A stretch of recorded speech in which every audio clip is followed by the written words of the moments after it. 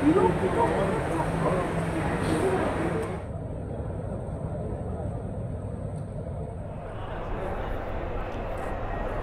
দর্শক, আমি তো এখন রয়েছি কলকাতা এয়ারপোর্টে।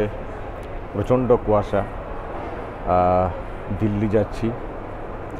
আপনারা তো জানেন যে ভারতবর্ষের যেখানেই ভোট হয় আমি যাই, আরামবাগ টিভি যাই।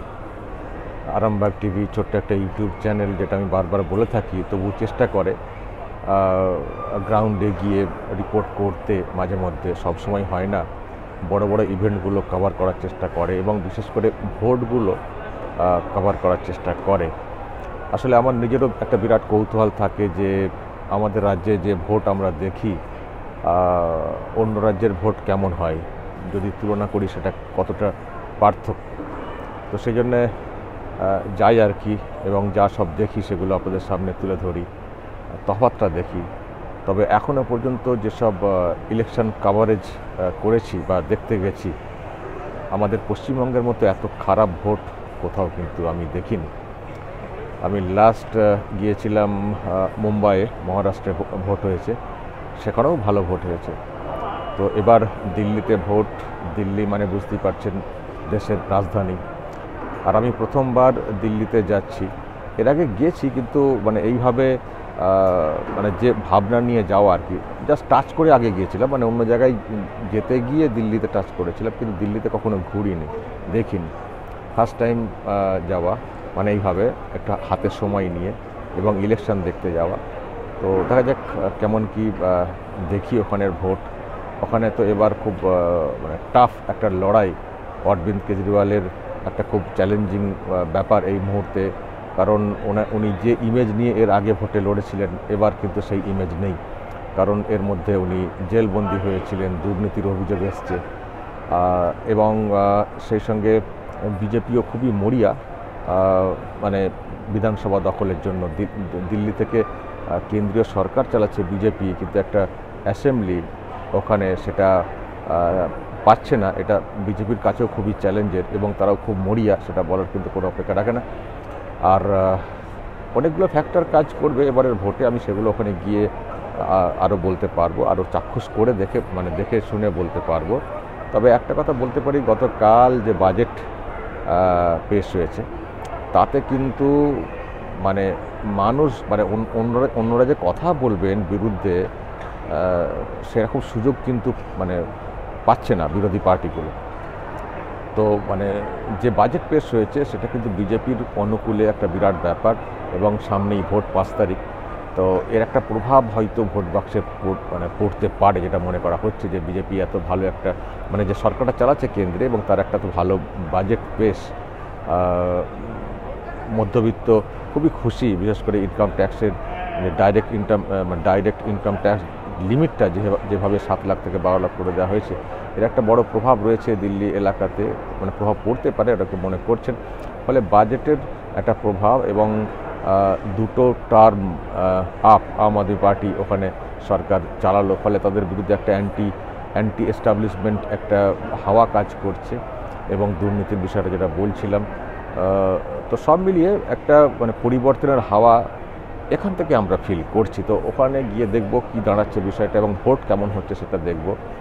আর দিল্লিতে যদি বিজেপি ক্ষমতায় আসে, মানে দিল্লি বিধানসভাতে, তাহলে কিন্তু বিজেপি ওভারঅল আরও চাঙ্গা হবে। লোকসভার ভোটে যে ঘাটতিটা হয়েছিল, সেটা অনেকটাই এখন মেকআপ করে ফেলেছে। কারণ আপনারা জানেন যে মানে হরিয়ানাতে জিতেছে, মহারাষ্ট্রে জিতেছে, ফলে অনেকটাই কভার করে ফেলেছে। এবার যদি দিল্লিতে সরকার গঠন করতে পারে প্রথমবার, তাহলে একটা ইতিহাস তৈরি করবে বিজেপি, মানে দিল্লি বিধানসভার সরকার গঠন করতে পারলে।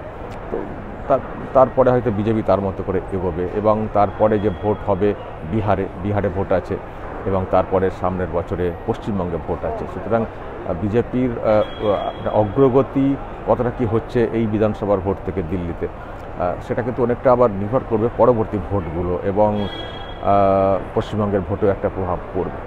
যাই হোক দর্শক, দেখতে চাই কি হচ্ছে দিল্লিতে, এবং দিল্লির মানুষ যে সরকার চলছিল তাতে কতটা খুশি, মানে আম আদমি পার্টির, সেসব নিয়ে একটু জানার চেষ্টা করব। এবং সব থেকে যেটা বড় বিষয় সেটা হচ্ছে যে ভোট কেমন হচ্ছে, ভোটের রেজাল্ট যাই হোক সেটা পরে হয়তো আমরা বুঝবো, কিন্তু ভোট কেমন হচ্ছে এটা সবথেকে আমাদের কাছে বিরাট কৌতূহলের। এবং আমি এগুলো দেখাই এবং রাজ্যের মানুষকে বোঝানোর চেষ্টা করি যে দেখুন আরও সব রাজ্যে ভোট হচ্ছে, সেখানে কী সুন্দর ভোট হচ্ছে, আমাদের বাংলাতে কেন সেই ভোট হয় না, আমরা বাংলাতে ভোটের ভালো পরিবেশ সেটা আমরা কবে ফিরে পাবো, এই প্রশ্ন রাখি, মানুষকে বলার চেষ্টা করি, রুখে দাঁড়ানোর কথা বলি বটে, কিন্তু আবার বেশি রুখে দাঁড়াতে গেলে তো আবার লাশ পড়ে যায়, এক সমস্যা।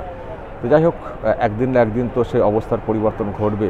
ভোটের রেজাল্ট যাই হোক সেটা কোনো কথা না, কিন্তু মানুষ তার ভোটাধিকার ফিরে পাক, মানুষ তার পছন্দের প্রার্থীকে ভোট দিন, এই পরিবেশ তো আমরা সবসময় আশা করব। তো সেই জন্য যেখানে যা হচ্ছে দেখাই আপনাদেরকে,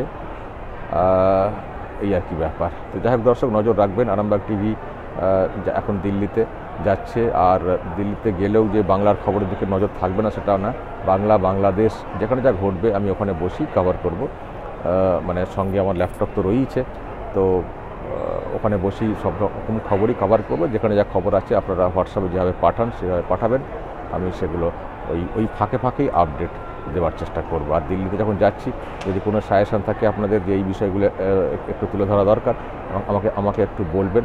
আর যারা দিল্লিতে আছেন বাঙালি, নিশ্চয়ই আমি এটা শিওর যে এই ভিডিও আপলোডের পরেই আপনারা সব কন্ট্যাক্ট করতে শুরু করবেন, আসুন বলে।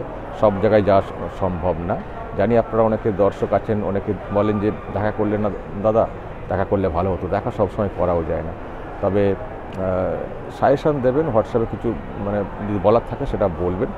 আর এবার ঘুরতে কোথাও যদি দেখা হয়ে যায় তো হয়ে যাবে, এই আর কি। সব দিকটাই কভার করার চেষ্টা করব এবং খোঁজ করব দিল্লিতেও পরিযায়ী শ্রমিক আছেন কি না, থাকলে তারা কোথায় আছেন, কেমন আছেন সেটাও জানার চেষ্টা করব। সব মিলিয়ে একটা 2-3 দিন সময় আমি তো ওখানে থাকবো, তাতে করে যতটা পারি দর্শক আপনাদের সামনে তুলে ধরবো। আর আপনারা আমাদের পাশে থাকবেন যেভাবে আছেন। আরামবাগ টিভি একটু করে 15 লক্ষ সাবস্ক্রাইবার ক্রস করে গেল, একটা সাব ডিভিশনাল এলাকা থেকে এখন আমরা একটু বড় জায়গা জুড়ে কভার করছি এবং ভারতবর্ষের বিভিন্ন প্রান্তে ছুটছি সুযোগ পেলেই, এই আর কি। আপনাদের মানে আপনারা পাশে আছেন বলেই এতটা এনার্জি পাই আর কি, কাজটা করে যেতে পারি। এইভাবেই পাশে থাকবেন এবং দেখতে থাকবেন, আর যা বলার মানে সাজেশন দেবার সেটাও দিতে থাকবেন। কিছু মানুষ আছেন নিন্দা করবেন, অনেক নেগেটিভ অ্যাঙ্গেল খোঁজার চেষ্টা করবেন, কিন্তু তার সত্ত্বেও আমরা আমাদের কাজটা করে যাব, কারণ আমাদেরকে এগোতে গেলে এই সবগুলোকে উপেক্ষা করে এগোতে হবে। এটা যে কোনো মানুষেরই সেটা ভেবে চলা উচিত যে কিছু নেগেটিভ কথা চর্চা থাকবে, কিন্তু এগোতে গেলে সেগুলোকে বেশি করলে চলবে না, ও এড়িয়ে কাজটা করে যেতে হবে। চলুন এগিয়ে যাই, আপনারা পাশে থাকুন এবং নজর রাখবেন আরামবাগ টিভিতে।